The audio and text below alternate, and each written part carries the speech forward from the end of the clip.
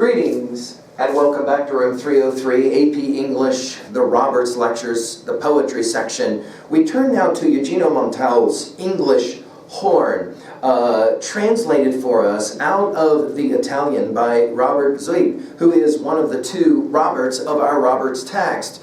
It's a brilliant translation, and we're going to enjoy learning more about Montale's work. His dates are 1896 to 1981. He was an Italian poet, brilliant prose stylist, as well as editor and translator, and he won the Nobel Prize in Literature in 1975. Now, we're going to ask about the title of this poem, so write that down in 2B. What's going on with this title, English Horn, which is obviously an instrument in the symphony, right? Let's just read at level 1 now. The intent wind that plays tonight, recalling a strong slashing of blades, the instrument of dense trees, and sweeps the horizon of copper, where streaks of light are stretching, like roaring kites in the sky, moving clouds, clear kingdoms above, high Eldorados, partly shut doors. And the angry sea, which scale by scale changes color, launches a twisted horn of spume towards land, the wind that is born and dies in the hour that slowly goes black. If only tonight it could play you too, dissonant instrument, heart. Now, of course, we've got the notion of instruments. We have the wind, we have the waves, and of course, ultimately, the heart. And in each case, sound music is being played that will reference in some ways some kinds of word pictures. Notice right away the use of the dash, again at 3A, reminding us of Emily Dickinson or Denise Levertoff's use of the dash in the previous poem of Being on page 693. We're playing a very similar game. Notice the sound of the wind reminds the speaker of a battle, of when blades are slashing. And then, of course, the sound of the wind in the trees. We think about Shelley's at 3A, Ode to the West Wind, and then we'll come back to some other romantic poets that will have us think of this as well.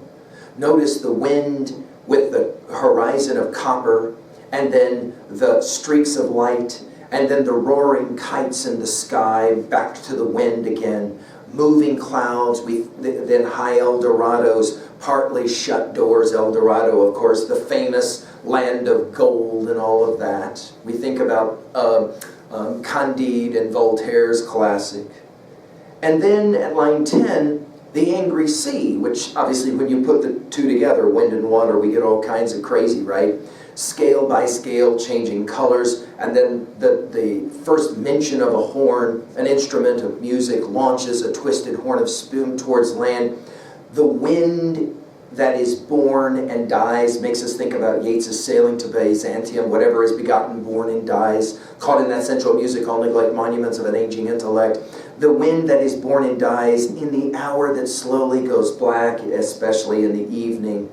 And then line 16 gets us to the real heart of the matter, no pun intended. If only tonight, and notice that the word tonight will come back to the first line of the poem, the intent wind that plays tonight, giving us a sense of very present reality. If only tonight, the wind, with obviously making the sounds, it could play you too, dissonant instrument, heart.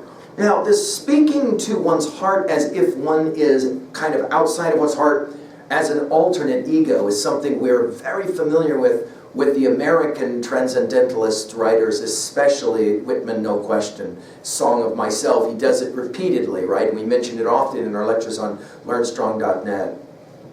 Well, at 2A, major messages here. Obviously, reflections on the connection between nature and love, and a broken heart or sadness is a profound part of this. At 2B, notice the symbolism of the wind as well as the power of the English horn, the instrument, right? Nature plays, if you will, like an instrument. At 3A, we already mentioned a number of writers, but I just want to come back to our study at LearnStrong.net of Shelley's To a Skylark as well as Keats's To a Nightingale. In both cases, and this takes us now to 3A, right? It makes us wonder and think about a time when nature is able to perform for us, especially in moments of great sadness or great joy, we might say. Remember that Shelley will say in To a Skylark that our every joy is laced with a more profound sadness, right? We weep for what is, we pine for what is not, right? What was a time, 3B, when you felt sad and you saw yourself more closely aligned with nature in that sadness? Well, there you go, Montale's English Horn. I hope that it leads you to want to read more of his amazing work. Thank you.